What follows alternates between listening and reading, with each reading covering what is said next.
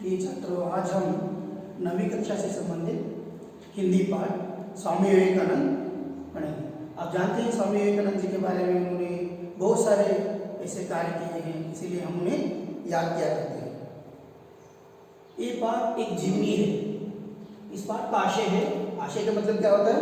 उद्देश्य। इस पाठ में स्वामी विवेकानंद की महानता के परिचय के साथ देश प्रेम की प्रेरणा भी प्राप्त कर सकते हैं।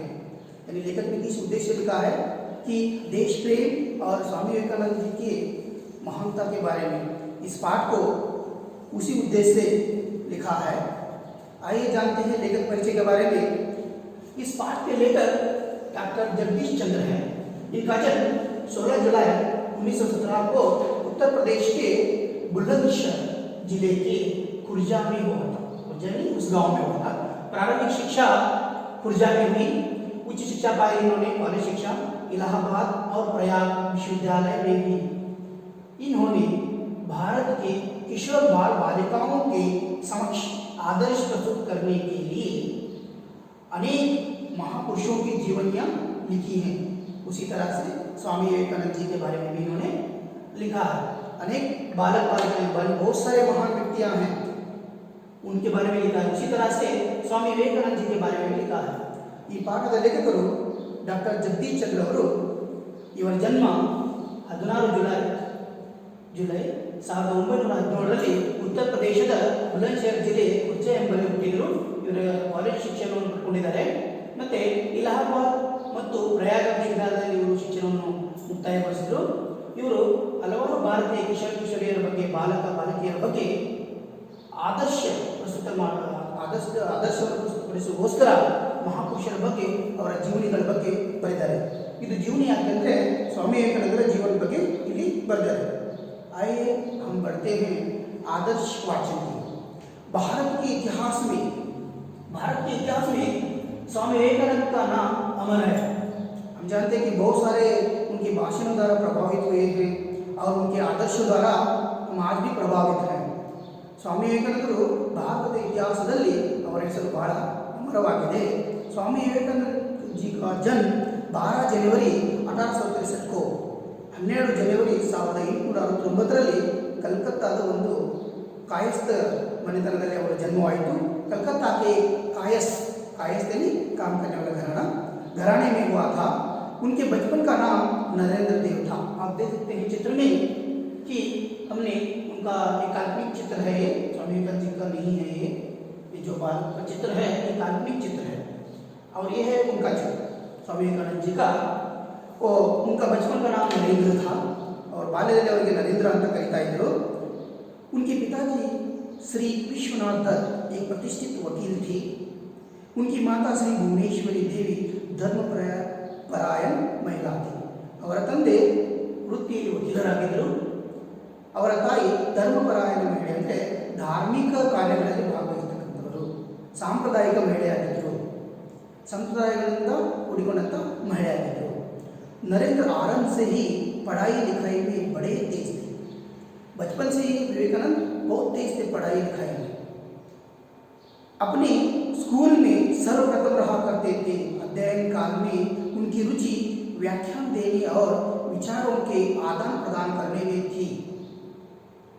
वो बचपन से ही स्कूल में क्या करते थे? सर्वप्रथम आया करते थे, यानी पढ़ने में बहुत तेज से, बहुत अच्छी तरह से पढ़ाई करते थे, परीक्षाओं का सामना करते थे।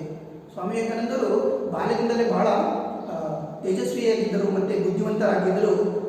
ಪ್ರಥಮ ಶ್ರೇಣಿಯಲ್ಲಿ ಅವರು ಪಾಸ್ ಉತ್ತೀರ್ಣರಾಗ್ತಾ ಇದ್ದರು।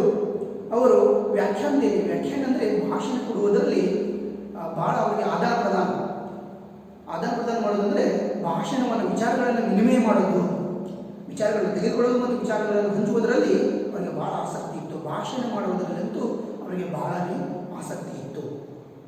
विवेकानंद के गुरु रामकृष्ण परमहंस थे। उन्होंने अपने गुरु के संदेश का प्रसार करना चाहा। रामकृष्ण परमहंस, हम जानते हैं कि स्वामी विवेकानंद जी के गुरु हैं। ये स्वामी विवेकानंद पर इनका प्रभाव बहुत ज़्यादा था।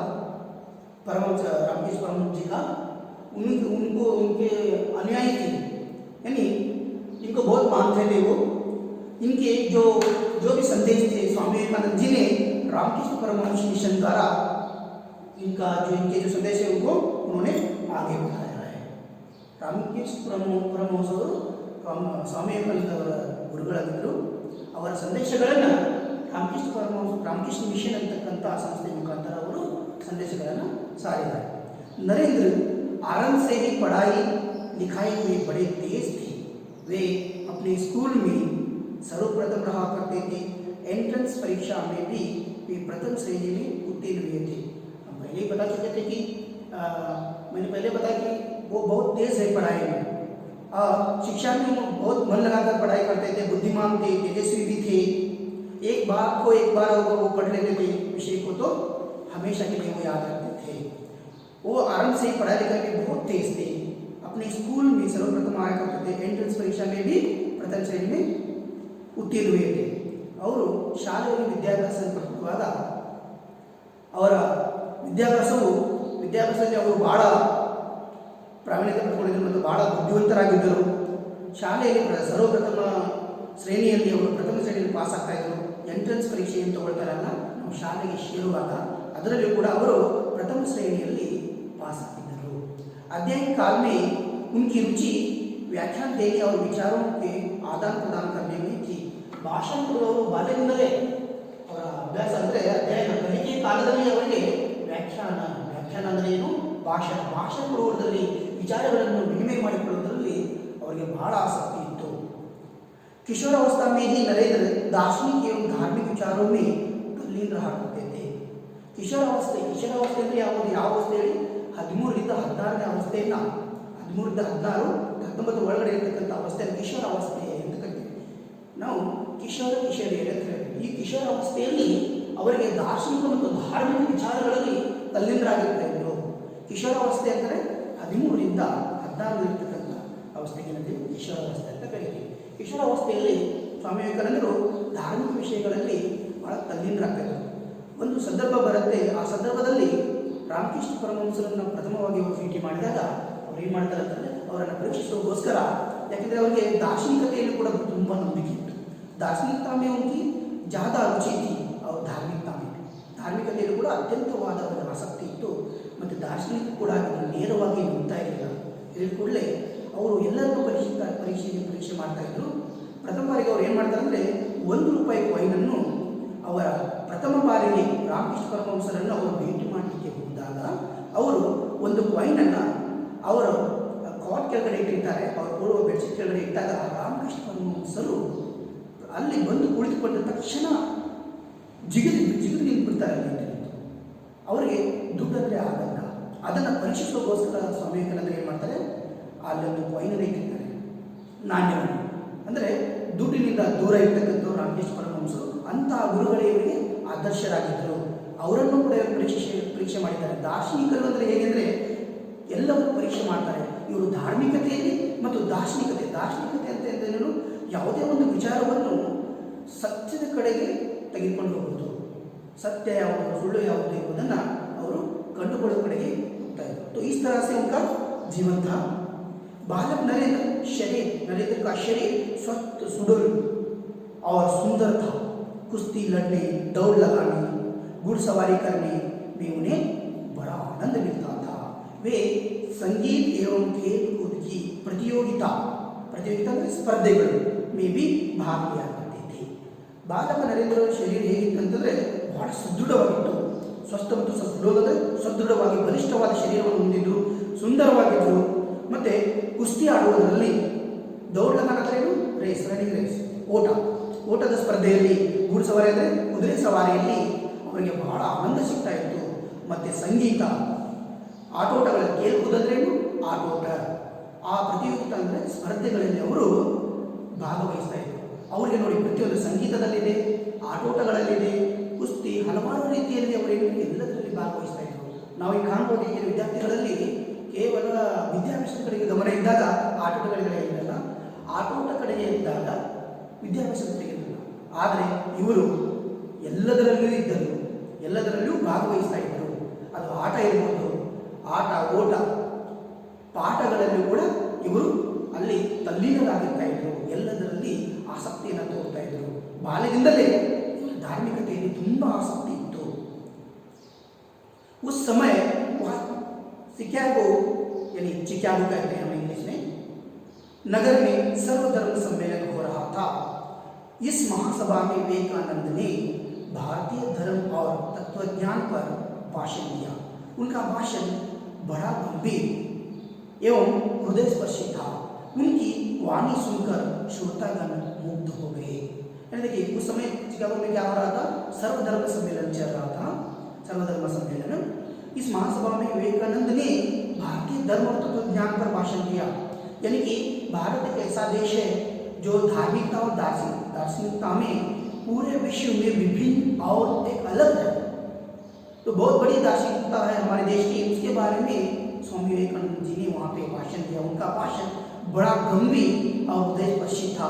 उनकी वाणी सुनकर श्रोतागण मुग्ध हो गए। क्यों? क्योंकि जब अमेरिका में उन्होंने जब भाषण दिया तो उस भाषण में किसी ने इस्तेमाल नहीं किए गए शब्दों को उन्होंने इस्तेमाल किया। वो शब्द है डियर ब्रदर्स एंड सिस्टर, यानी प्रिय, क्या कहते हैं, प्रिय भाई बहनों। ये शब्द विदेशों में कम इस्तेमाल किया जाने वाला शब्द है। इसकी ओर से उन्होंने शुरुआत की और भारतीय धर्म और तत्वज्ञान के बारे में उन्होंने जब भाषण दिया तो सारे विदेशी उनके सामने मंत्रमुग्ध होकर उन्हें देखने लगे। उनके हर शब्द को, हर वर्ण को उन्होंने ध्यान से सुनना शुरू किया। जब वो पहली बार वहाँ पे चिकागो गए तो उनसे किसी ने बात भी नहीं की। जब वो एक बस स्टॉप पर सोए हुए थे तो बहुत लोग वहाँ पे गुजर रहे थे, यहाँ से वहाँ, वहाँ से यहाँ, किसी ने उन पर गौर नहीं किया। जब उन्होंने भाषण किया तो खुद चिकागो के शहर के लोगों ने उन्हें इनवाइट किया घर आने के लिए। ऐसा भाषण था ಅವರು ಸರ್ವಧರ್ಮ ಸಮ್ಮೇಳನದಲ್ಲಿ ಚಿಕಾಗೋನಲ್ಲಿ ನಡೆತಕ್ಕಂಥ 1969 ನಡೆತಕ್ಕಂಥ ಆ ಚಿಕಾಗೋ ಭಾಷಣದಲ್ಲಿ ಸಮ್ಮೇಳನದಲ್ಲಿ ಭಾಗವಹಿಸಿ ಸರ್ವಧರ್ಮ ಮತ್ತು ತತ್ವಜ್ಞಾನದ ಬಗ್ಗೆ, ಭಾರತೀಯ ತತ್ವಜ್ಞಾನದ ಬಗ್ಗೆ ಭಾಷಣ ಮಾಡಿದಾಗ ಅಲ್ಲಿ ಜನ ಬಹಳ ಮಂತ್ರಮುಗ್ಧವಾಗಿ ನೋಡ್ತಾರೆ. ಪ್ರೀತಿಯ ಅಕ್ಕ ತಂಗಿಯರೇ ಅಂತ ಅವರು ಭಾಷಣ ಸ್ಟಾರ್ಟ್ ಮಾಡಿದಾಗ ಎಲ್ಲರ ಗಮನ ಅವರ ಕಡೆಗೆ ಇರುತ್ತೆ. ಯಾಕಂದರೆ ಕಡಿಮೆ ಬಳಸ್ತಕ್ಕಂಥ ಶಬ್ದಗಳು ವಿದೇಶದಲ್ಲಿ ಇವರ ಭಾಷಣದ ಪ್ರಾರಂಭನೇ ಅವರಿಗೆ ತುಂಬ ಇಷ್ಟ ಆಗುತ್ತೆ. ಅವರ ಭಾಷಣ ಬಹಳ ಗಾಂಭೀರ್ಯತೆಯಿಂದ ಕೂಡಿತ್ತು ಮತ್ತು ಹೃದಯ ಸ್ಪರ್ಶವಾದಿಂದ ಕೂಡಿತ್ತು. ಶ್ರೋತಾಗಣವೇ ಕೇಳುವವರು, ಅಲ್ಲಿ ಇರ್ತಕ್ಕಂಥ ಭಾಗವಹಿಸ್ತಕ್ಕಂಥ ಸಭೆಯಲ್ಲಿ ಭಾಗವಹಿಸ್ತಕ್ಕಂಥ ಜನರು ಮುಗ್ಧರಾಗಿ ಕೇಳ್ತಾರೆ ಅವರ ಭಾಷಣವನ್ನು. ಅಷ್ಟೊಂದು ಹೃದಯ ಸ್ಪರ್ಶತೆಯಿಂದ ಕೂಡಿರುತ್ತೆ ಆ ಸ್ವಾಮಿ ವಿವೇಕಾನಂದ ಅವರ ಭಾಷಣ. ಅವರ ಭಾಷಣದ ನಂತರ ಅಲ್ಲಿ ಜನಪರಿಚಯ ತುಂಬ ಆಗುತ್ತೆ ಅವರಿಗೆ. ಆದರೆ ಚಿಕಾಗೋಗೆ ಪ್ರಥಮ ಬಾರಿಗೆ ಅವರು ಹೋದಾಗ ಅಲ್ಲಿ ಒಬ್ಬ ವ್ಯಕ್ತಿ ಕೂಡ ಅವರನ್ನು ಮಾತನಾಡಿಸುವುದಿಲ್ಲ ಮತ್ತು ಅವರಿಗೆ ಯಾವುದೇ ರೆಸ್ಪಾನ್ಸ್ ಕೂಡ ಇರುವುದಿಲ್ಲ. ವ್ಯಕ್ತಿತ್ವವನ್ನು ಅವರು ಸ್ವಾಮಿ ವಿವೇಕಾನಂದರು ಹೇಳ್ತಾರೆ, ವ್ಯಕ್ತಿತ್ವವನ್ನು ನೀವು ಮಾತ್ರ ನಿರ್ಮಿಸಲು ಸಾಧ್ಯ, ಬೇರೆಯವರು ನಿಮ್ಮ ವ್ಯಕ್ತಿತ್ವ ನಿರ್ಮಿಸಲಿಕ್ಕೆ ಸಾಧ್ಯವಿಲ್ಲ. ನೀವು ಮೊದಲು ಅಪರಿಚಿತರು, ನಿಮ್ಮ ಸಾಧನೆಗೈದ ನಂತರ ಪರಿಚಿತರು.